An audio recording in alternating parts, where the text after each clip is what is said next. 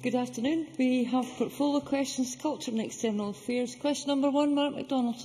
Thank you, Presiding Officer. To ask the Scottish Government what international diplomats it has met recently and what issues were discussed. Cabinet Secretary Fiona Hislop. Scottish ministers meet with diplomats on a regular and ongoing basis to discuss matters of mutual interest. Ministers have very recently held meetings in Scotland with a range of diplomats, which have included the ambassadors of Denmark, Hungary, Bulgaria and Switzerland, in which a range of topics were discussed to strengthen the links between Scotland and those countries. The First Minister met with EU ambassadors last week in London. The Minister for External Affairs and International Development met the Consul General for Iraq on the 19th of February. They discussed the links between Scotland and Iraq. And the First Minister and I will meet with Oscar Kirketta, the new Indian Consul General, this afternoon to welcome him to Scotland and discuss Scottish-India links. Mark McDonald. Thank the Cabinet Secretary for her answer. When she next meets diplomats from Namibia and Togo, will she apologise for the sneering way that their nations were dismissed by Joanne Lamont recently at First Minister's questions? Will she also apologise to Denmark for the sneering dismissal by the coalition government in the papers recently, and also to diplomats from Ireland and Iceland for the arc of insolvency slur propagated by Labour politicians? And will she join me in calling for the anti-independence parties to stop insulting other nations to undermine Scotland's ability to govern herself, as these other proudly independent nations do? Cabinet Secretary. I very much appreciate the point that Mark McDonald makes. We all have a responsibility to support and build relations for the future, but also in the present. Commercial interests and other interests are important. And any comments that are made in this chamber, or indeed elsewhere, I can assure the chamber are heard by other countries. We all have to be responsible and will all be judged as to how our country is seen internationally. Question 2, Chic Brodie. To ask the Scottish Government what plans it has to secure a connected network of URTV stations and in what timescale. Cabinet Secretary. The Scottish Government has met with the URTV broadband network of community-owned hyper-local TV channels. Nesta are currently running a programme of funding 10 pilots across the UK, 3 of which are located in Scotland. Creative Scotland have partnered with Nesta in Scotland and provided 50% of the Stage 1 project costs of the 3 participants. I'm delighted that URTV was one of the 3 successful applicants in Scotland, securing a £50,000 grant from Nesta to build a network of community-owned, not-for-profit, hyper-local news channels. And the Scottish Government is also supporting the Annan broadband pilot in the south of Scotland as part of the digital strategy. The URTV model is an important component of the Annan broadband pilot, as it is an effective means of encouraging people in Annandale to use the internet and to access public services and information online. And work is now underway to embed the project within the local community.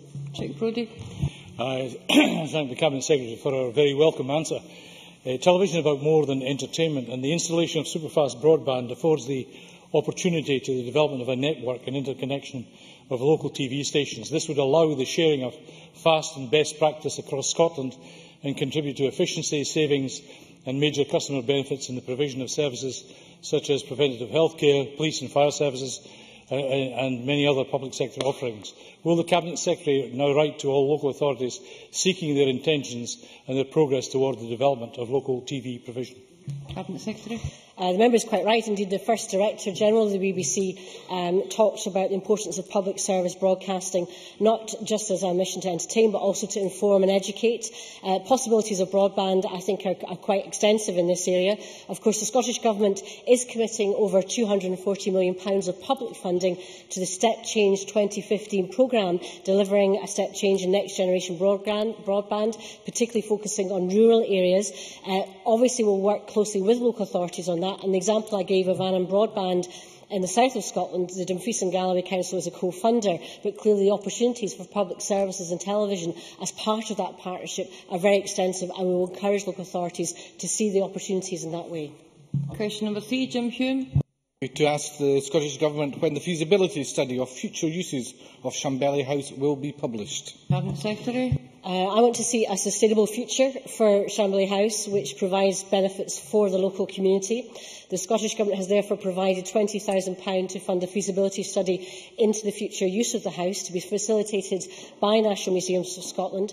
I expect the study to report over the next few months, once the relevant parties have all participated, and I would also strongly urge and encourage the National Museums and the local authority to work together on developing improved access to the national collections in the wider Dumfries and Galloway area. Hume. I thank the Cabinet Secretary for the response, but does the Cabinet Secretary agree with me that the time for any kind of study was before Shambellie House was threatened with closure and not after the doors had been bolted for the last time?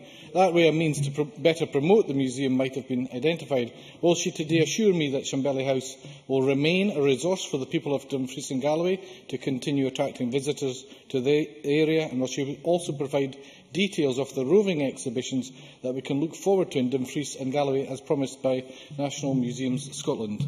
Cabinet Secretary. On the latter point, I want to make it clear that I expect not just roaming but regular exhibitions that can be provided across the region. I am committed to Shambellie House. I've said on a number of occasions in this chamber, I think the resource should be available to the local community, but it will need to take all partners to come together, and perhaps advice from the local members as to how that can be best used would be very welcome.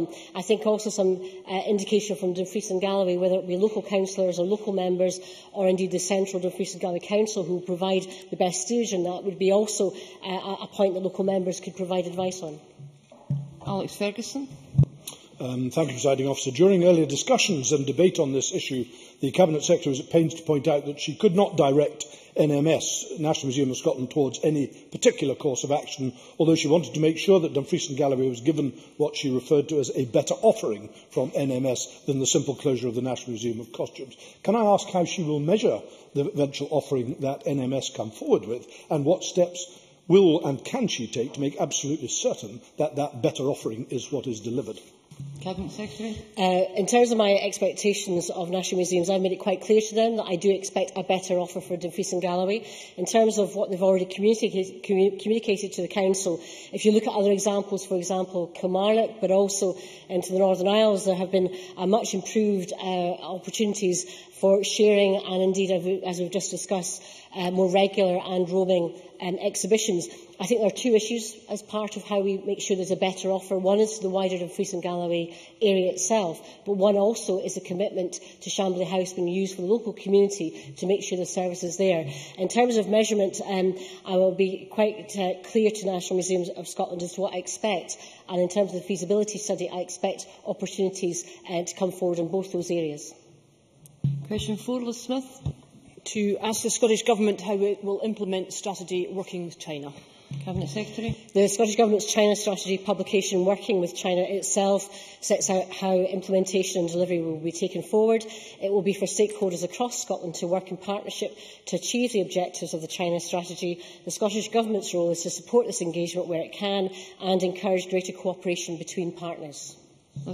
Could I thank the Cabinet Secretary for that answer and put on record my thanks to her for showing interest in this area, and also our thanks, I think, collectively to Judith McClure and the SEN group. Could the Cabinet Secretary tell us a little bit more about how the Scottish Government intends to develop links with local authorities and with local businesses about finding more people who can help to teach Chinese and to learn about China for young people?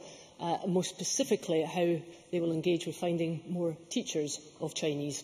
Cabinet Secretary. I think she makes a very important point, and I also would echo her congratulations and thanks to the work of Judith McClure and the SEN network. There are currently 13 teachers of Mandarin in local authority schools. That compares with 8 in 2008-9. I share with her the view that we need to really increase the opportunities for those that can share language skills in particular. I spoke with the cross-party group on China very recently, and one of our parts of our discussion was about a hub that would help connect people with its local authorities, businesses that are doing work in China, but that also should provide opportunity to identify skills. Now, that currently is work in progress, but I think she's right in trying to identify the need to mobilise the talent we have in Scotland to get the step change which we probably need in terms of language. Question number 6. In the name of Tavish Scott has not been lodged. The member has provided an explanation. I'm sorry, I'm ahead of myself again. Question number 5, Colin Keir. Thank you, Presiding Officer. To ask the Scottish Government what recent contact it has had with representatives of China and what issues were discussed. Cabinet Secretary. Question number 5. Following the publication of the Scottish Government's China strategy working with China, the Chinese Consul General wrote to the First Minister in December 2012 to highlight that the strategy had been positively received by the Ministry of Foreign Affairs in Beijing. I met with a delegation from the Beijing municipality that same month to discuss possible collaboration across culture and tourism interests, as well as trade and industry. And the Minister for International Development and External Affairs met the Consul General for China on the 10th of October 2012 to consider closer cooperation between Scotland and China. Earlier that year, I attended a dinner at the Chinese Consulate in May to discuss a range of issues, including strengthening relations between Scotland and China. Colin Keir. Thank you. Given the improving cross-strait relationship between mainland China and Taiwan, what is the Scottish Government doing to take advantage of these improved relations to increase trade and culture links with Taiwan? Scottish experts to Taiwan have very extensive. We have strong links with Taiwan in trade, tourism and higher education in particular. In terms of exports over the last 5 years to 2011, we estimate they were worth about £955 million. In terms of Scotch whisky, Taiwan actually was the 5th ranking export nation in terms of value. Scottish Development International has had an office in Taipei City for over 15 years and continues to work closely with potential prospects from Taiwan. We think renewables, life sciences and IT and financial sectors are key areas for the future. And in terms of culture, there was a Taiwanese performance during the International Festival in 2011 of King Lear, which was very well received. I've already explained about question number 6. Question number 7, Adam Ingram. Thank you, Presiding Officer. To ask the Scottish Government whether it will support Carrick Community Councils Forum in creating a Lion of Alba sculpture and visitor centre at Turnberry, birthplace of Robert the Bruce, as a permanent legacy of the 2014 Year of Homecoming. Cabinet Secretary. Presiding Officer, we recognise the strong associations Carrick has with Robert the Bruce and support the local community in planning to celebrate these. I've already written to Councillor Alec Oates of South Ayrshire Council in August and December of last year to direct him to key contacts and relevant funding sources. I hope the Forum can take this very interesting and appropriate project forward. Adam Ingram.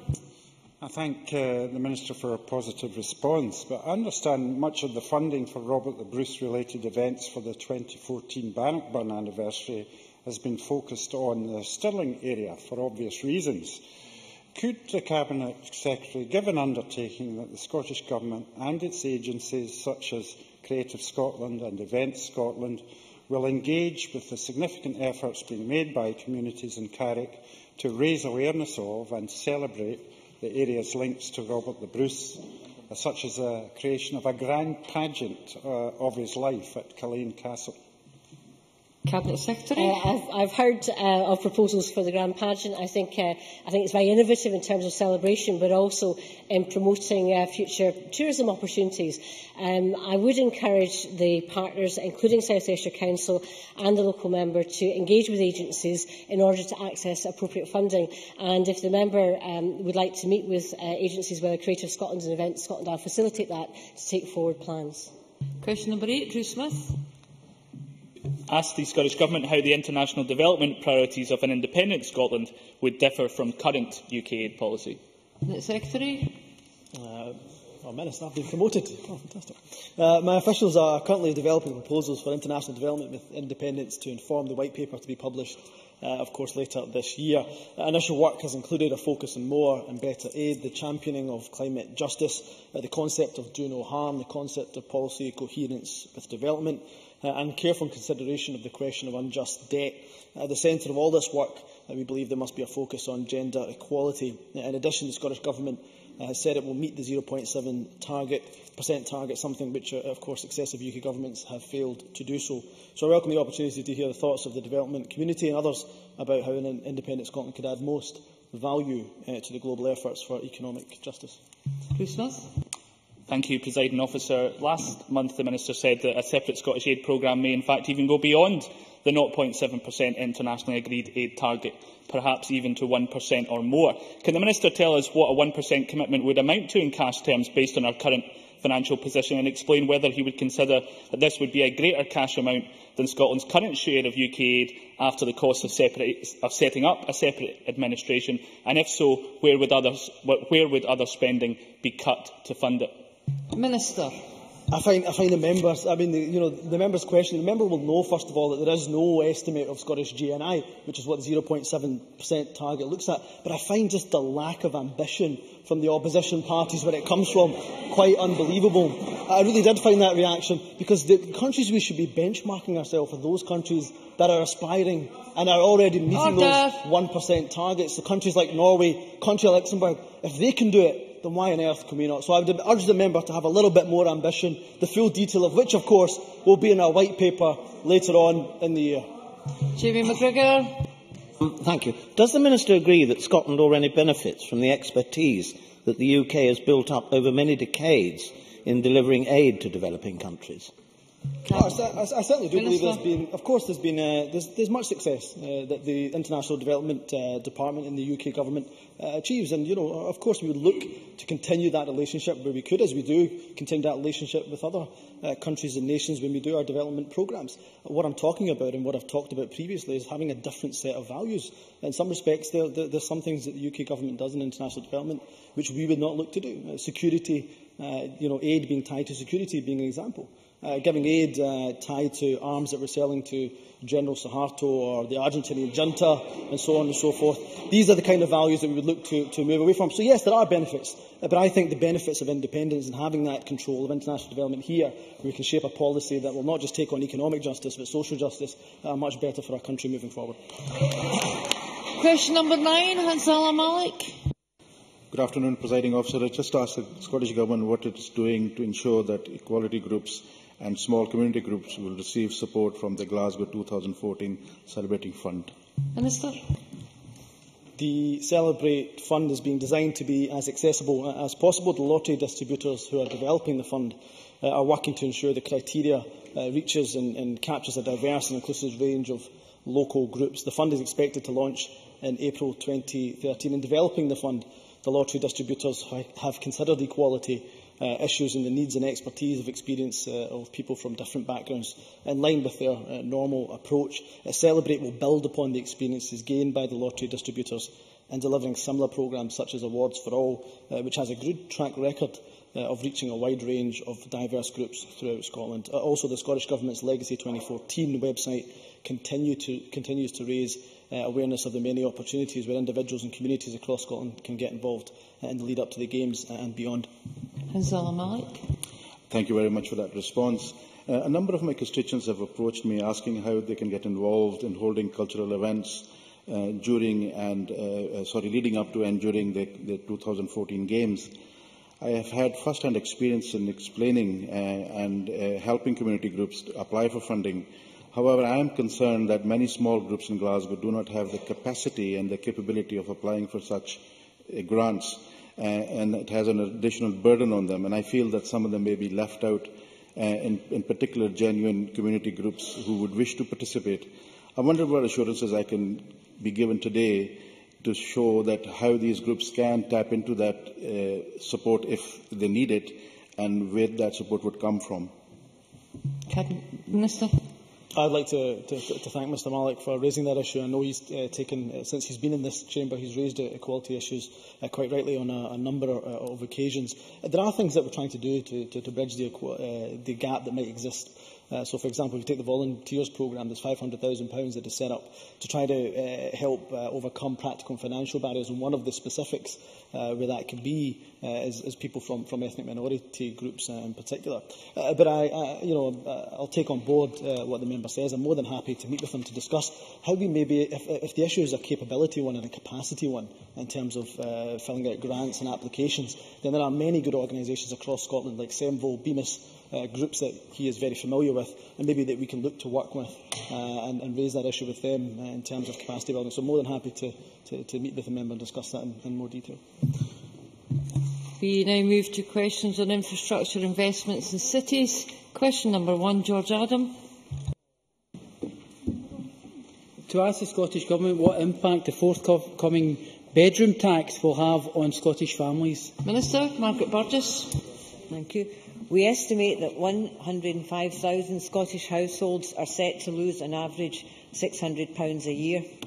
Of these, more than three-quarters of households include someone who is disabled. 15,000 families with children are affected, and we've been consistent and clear in our opposition to this UK Government measure. George Adam. Thank the Minister for the answer. Will the Minister be interested to know that the local authority in my area, Renfrewshire, expects almost 2,000 tenants to be affected by these changes, with only 114 vacant one-bedroom homes? Does the Minister agree with me that these changes have not been thought out properly and are just targeting those least able to defend themselves? Minister. Yes, I do agree with the member in that. We've made it clear to the UK Government that only 26% of occupied social rented properties in Scotland have one bedroom, and we know that 60% of tenants need one-bedroom properties in order to meet the DWP under occupancy rules. This Government is doing what it can within its devolved powers to mitigate the impact of the UK's damaging welfare reforms, and we will continue to consider all reasonable ways to lessen the impact that reforms such as the bedroom tax have on Scottish households. But a Scottish Government and an independent Scotland could make decisions about welfare which supports the economy, incentivises work and protects vulnerable households, and it is not possible to do that under this constitutional arrangement. Richard Baker. Quite right to highlight the concerns over the impact of the bedroom tax, but would the situation not at least be alleviated if housing associations were able to build more one-bedroom properties, which many cannot do because of this Scottish Government's decision to cut the housing association grant? Minister. This Government has its affordable housing supply, and we said we will build 30,000 houses by the end of this Parliament. And I think that what Richard Baker is trying to do there is suggest that we, in some way, are responsible for the bedroom tax and the impacts of it, and we are not. And I think it's got to be clear the suggestion here is that the answer to the UK Government's bedroom tax is for us to all of a sudden, out the blue, build one-bedroom houses by the 1st of April, as was mentioned before. We can't do it. The answer to this is not to have the bedroom tax, and is to have Scotland, the Scottish Parliament, have control of its own welfare system. Alex Johnson. Would the Minister agree with me that the use of the phrase bedroom tax is an inaccurate and misleading description of the under-occupancy charge, and that given the outburst by her colleagues in Westminster over the so-called pejorative use of language for the simple use of the word separation, that there appears to be one rule for this Government and one rule for the rest of us? Minister. I would suggest that Alex Johnson is trying to trivialise a very serious matter. Whether it's called bedroom tax or under-occupancy rules, the effects of it are the same, and it's our vulnerable citizens that are going to suffer with it. Patrick Harvey. Thank you, Presiding Officer. I share the Minister's anger about this unfair and unjustified proposal, but returning to some of the actions we could take now about it, is the Minister aware of proposals which Edinburgh City Council will be considering from my colleagues in the near future about reducing the risk of evictions rising from this? It can be achieved either by allocating additional funds or by redesignating rooms. Would the Minister encourage all social housing providers and local authorities to take any creative approach they can find to reduce the impact of this measure in the short term? Minister.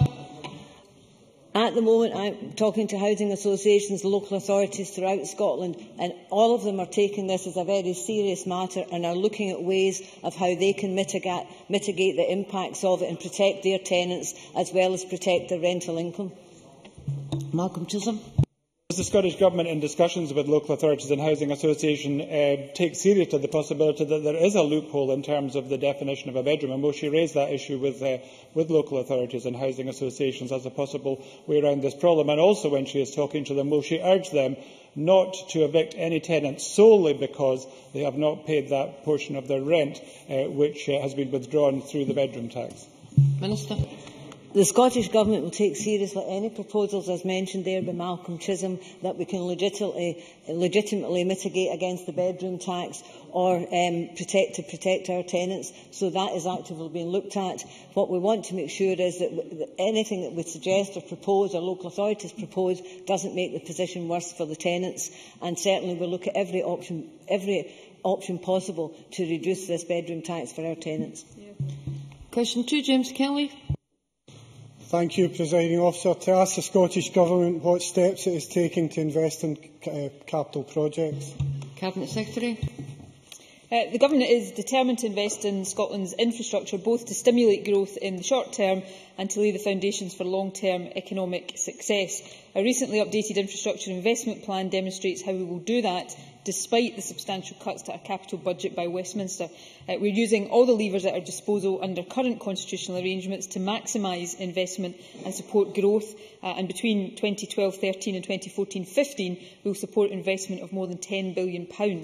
This will be funded by way of the capital budget, revenue finance investment through the NPD pipeline and regulatory asset-based rail enhancements, capital receipts, and by switching more than £700 million from resource into capital. James Kelly. I thank the Deputy First Minister for that answer.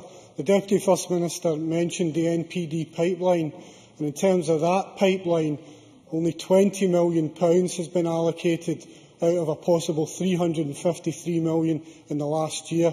It would seem that this shovel-ready Scottish Government is only shovelling fresh air in terms of these projects. Leaving all the spinning bluster aside, can the Minister state what specific steps she is taking to bring forward NPD capital projects as opposed to simple press stunts?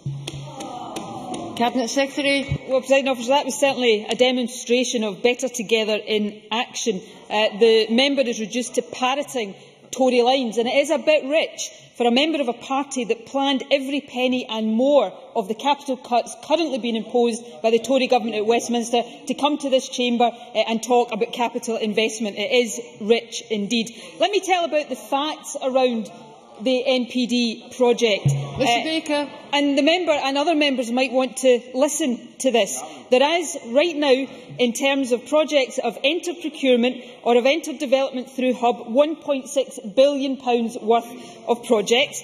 We had, in the year 2011-12, 3 projects go into procurement. They will start construction this year. In this year so far, 2012-13, we've got 16 projects that have entered procurement. So progress is being made, and can I finally remind the member why it is, and this is me finishing where I started, why it has proved essential for this government to introduce a £2.5 billion NPD pipeline, and that is because our capital budget is being cut by 26%, every single penny of which was first planned by Labour and Alistair Darling. Question number 3, Christine Graham. Thank you, Presiding Officer. To ask the Scottish Government what discussions it had with the UK Government regarding the budgetary impact of the so-called bedroom tax. Minister Margaret Burgess. We've written to the UK Government on a number of occasions about the budgetary impact of the bedroom tax.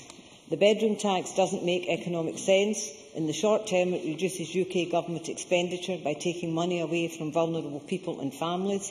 In the long term, it's likely to result in a net economic loss of over £100 million from the application of the measure in Scotland alone.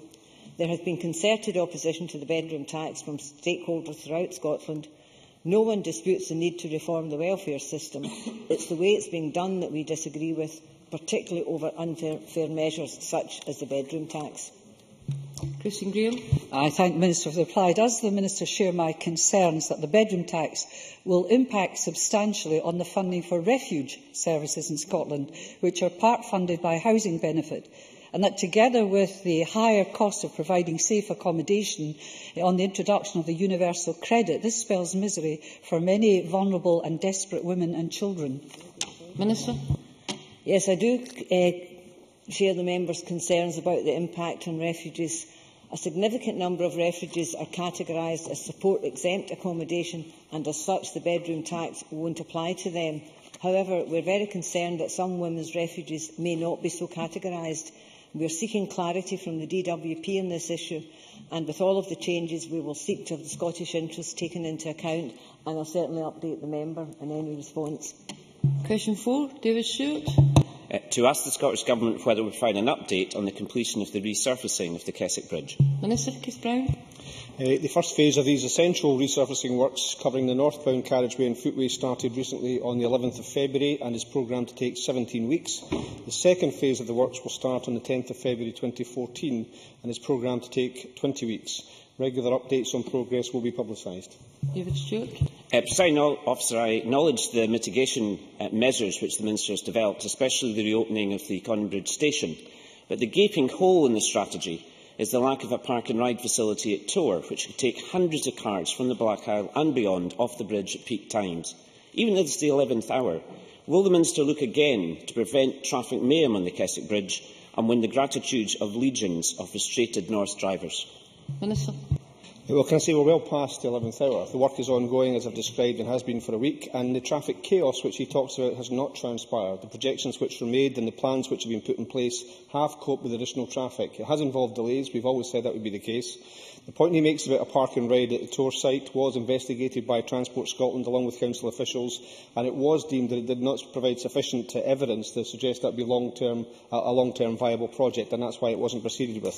He does mention the Conan Bridge station, which has been very successful, which I opened a couple of weeks ago, including almost the entire community who turned out to see that new bridge there. And the prospect for young people like Neve, who was there, being able to go to Dingwall to the library, be going to Inverness for shopping, is a great addition to the rail network for people in that community. And my hope is that, in addition to moving from road to rail whilst these works are ongoing, people will make that a permanent move and thereby increase the use of the railways and also reduce congestion in future. So the plans have been put in place and they're working well.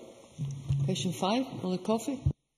Thank you. To ask the Scottish Government what plans it has to review Scottish Water's procurement processes. Cabinet Secretary. The Scottish Government is fully advised of Scottish Water's procurement approach. Scottish Water is currently setting out a new long-term procurement model for the 2015 to 21 regulatory period, which is fully consistent with the statutory obligations applying to them. The new model is intended to reflect Scottish Government procurement policy, including suitable inclusion of regional-based contractors. Willie Coffey. Can I thank the Cabinet Secretary for that answer? As she may be aware, smaller companies are sometimes at a disadvantage when it comes to engaging with the procurement process, which often favours larger companies due to economies of scale. Can she firstly clarify whether the public utilities will be included within the Public Procurement Reform Bill? And secondly, what advice can the Scottish Government offer to those small companies who don't make it onto Scottish Water's various frameworks as to how they can continue to develop their businesses? Cabinet Secretary.